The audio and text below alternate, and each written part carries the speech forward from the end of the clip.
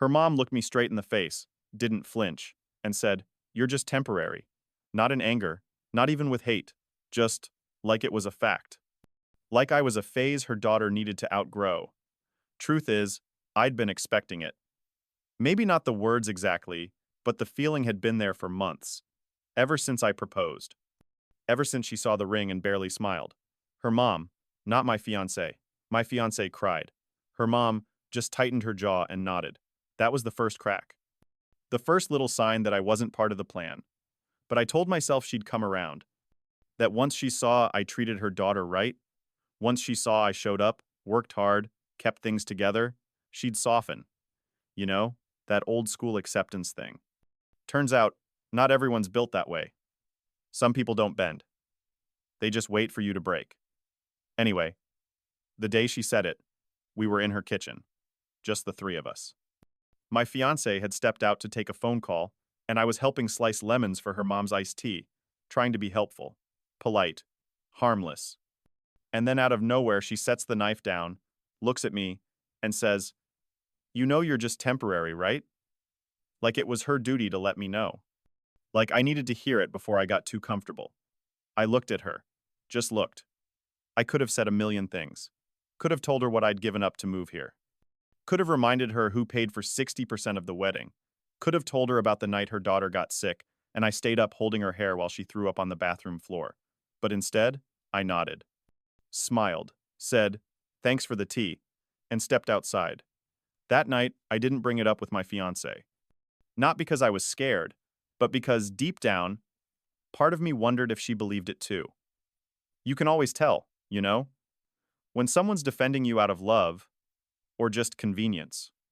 The days after that, I started watching more closely. Little things. How her mom always added her maiden name when introducing my fiancé. How she conveniently left me out of family group photos. How she insisted I'd just come late to planning meetings. How my chair at their family dinners somehow always ended up near the door. I saw it all. I said nothing. Not because I didn't feel it, but because I wanted to see what they'd do when I stopped trying. Fast forward to 2 weeks before the wedding, we were filling out paperwork at her parents' house. Marriage license stuff. Signatures, witnesses, copies of birth certificates, that kind of thing. Her dad was in the garage. Her mom was hovering, literally standing behind me as I signed. Breathing down my neck like some kind of spiritual auditor. I kept my face calm, my hands steady. She offered me a pen. "You forgot your middle initial," she said. I looked up, smiled, and said, "Actually, I won't be needing it." Then I gently crossed my name off, line by line, folded the paper, stood up, and walked it back to my car. Left the pen in her hand. Left her standing there, blinking. Her daughter ran after me 5 minutes later. "What happened?" she asked. I just looked at her. And for the first time, she didn't look confident. She looked scared. Like maybe she'd waited too long to stand beside me. Maybe the silence meant something more now. "Is this about my mom?" she whispered. I shrugged. "No," I said. "This is about me. Knowing when I'm no longer a name worth keeping on paper." She cried. I didn't. I'd cried weeks ago, quietly, in the back of my car, when I realized I was the only one really fighting for this. Now I was calm, clean. I went back to my apartment that night and slept for 10 straight hours. First time in weeks. Her mom never called, not even once.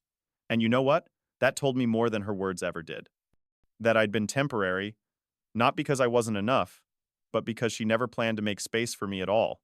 The days after that were quiet. Too quiet. Not the kind of silence where people are at peace, more like the kind where everyone's holding their breath, waiting for someone else to speak first. She didn't call me that night. Not the next morning either. And I didn't reach out. I didn't explain. I didn't defend. I figured if someone needs a reason for why I took my name off that paper, then maybe they weren't listening all the times I stayed silent before. The third day, she showed up at my apartment. No warning. No texts. Just knocked on the door with her jacket half zipped, and a look on her face like she hadn't slept. I opened the door. Didn't say anything. She walked in. Didn't ask. Just stood in the middle of my living room like she was waiting for something to hit her. "Do you want to talk?" she said. I shrugged. "Sure. About what?" She sat down slowly. Her eyes were glassy, but she wasn't crying. Not yet. You embarrassed my mom, she said quietly. That was her first sentence. Not, are you okay? Not, what happened? Not, I'm sorry. Just that. And it told me everything. She embarrassed herself, I said. I just stopped pretending I didn't hear her. She shook her head. You could have talked to me. I looked at her for a long second. I tried. For months. Every time she cut me off, every time she left me out, every time she talked over me like I was background noise, I waited for you to say something. You didn't. She looked away. Her lip trembled just a little. She was trying to protect me. I let out a breath, a slow, painful one. From what? A man who shows up? Who pays bills? Who listens? Who stayed even when he knew he wasn't wanted? She didn't answer. And I didn't push. I just leaned back on the couch, arms crossed. This was never about the license, I said. It was about how easy it was for you to let me stand in a room full of people who didn't respect me and stay silent. The tears came then, quiet ones. The kind where your face doesn't move, but your eyes can't help it. I thought if I kept the peace, everything would work out, she whispered. Keeping peace with people who attack your partner isn't peace, I said. It's permission. She nodded, barely. Then she asked the question I knew was coming. Do you still want to marry me? I didn't answer right away. Not because I didn't know, but because I did. I'd known since the kitchen, since the lemon slices, since that calm, polished tone her mother used to tell me I didn't belong. I want to marry someone who stands beside me, I finally said. Not behind me, not beside her, beside me. She stared at her hands. And for the first time in a long time, she had nothing to say. She left a few minutes later. Didn't slam the door. Didn't ask me to reconsider, just left. And after that, everything came apart on its own. Her family called it a cold feet situation. Said I panicked. Said I overreacted. They spun it like it was about stress, pressure, timing. But those who knew me, they knew better. They knew I'm not the type to walk away, unless I've been pushed for a long, long time. I canceled the venue a week before the date. Lost the deposit, didn't care. Canceled the catering, the DJ, the photographer. Called every vendor myself. You know what they all said? You're not the first. That hit me harder than I expected. How many other people had sat in silence? Too polite to ruin the illusion. I moved out of our shared place 2 weeks later. Packed my stuff in the rain. No drama, no screaming. Just one box after another. Her mom didn't show up. Not that I expected her to, but part of me wondered if she even cared. Or if she just thought, well, that phase is finally over. Truth is, I'm not angry anymore. Not bitter. Not broken. Just awake.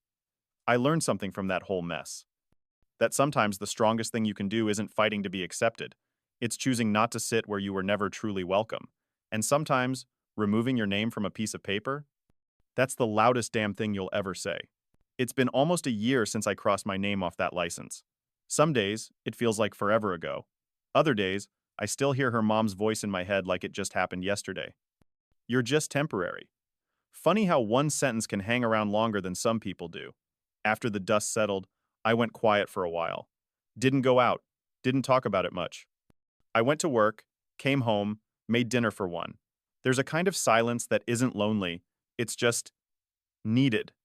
You know? Like your soul's asking you to shut out the noise for a bit so it can figure out how to breathe again. And I let it. I let the silence settle in and stay. I deleted the wedding playlist, took down the photos, packed away the ring in a drawer I don't open. But I didn't burn anything. Didn't throw stuff out. I didn't want revenge. I didn't want to erase her. She wasn't evil, just silent when it mattered. And that kind of silence? It speaks louder than any fight. A few months after everything ended, she reached out. Just a message. Simple. Can we talk? I stared at it for a long time. Not because I didn't know what to say, but because part of me didn't want to start unraveling again. But I said yes. We met at a little coffee shop, early morning, before the city woke up. She looked different. Not bad, just softer. Tired. She said she wasn't seeing anyone, that her parents kept asking about me, that her mom hadn't said anything since the wedding fell apart. She apologized. Not for what happened, just for not standing up when she should have. I didn't know how to choose between you and her, she said. I nodded. You didn't have to choose. You just had to see who was choosing you. She nodded too. We sat in silence after that, just sipping, breathing. And it wasn't awkward. It was just quiet in a way we never had before, like we finally understood each other too late. Before we left, she asked if I hated her. I said no, that I never did. That I was just tired of fighting for space in someone else's story. She cried a little. I didn't. I'd already done my crying, months ago, behind a closed bathroom door no one ever knocked on. We hugged. Not tightly, not long, just enough to say we were real, even if we didn't last. That was the last time we saw each other. She moved cities. I heard she started over. And I did too, in my own way. Got back into hiking. Spent more time with friends. Picked up old habits I used to love before everything got so complicated. And one day, I found myself walking past the courthouse where we were supposed to sign our marriage papers. I stood across the street, just stared. It was quiet, windy. There were leaves blowing in circles on the steps. A couple was walking out, holding hands, holding a folder between them. Probably just got married. I smiled, not out of sadness, but because I realized I could still believe in it, in love, in vows, in showing up. I just knew now what it really meant. And I knew I wouldn't let anyone sit across from me again who thought I was temporary. Because I'm not. I never was. I was just waiting for someone who saw me the way I already saw myself. Permanent. Steady. Enough.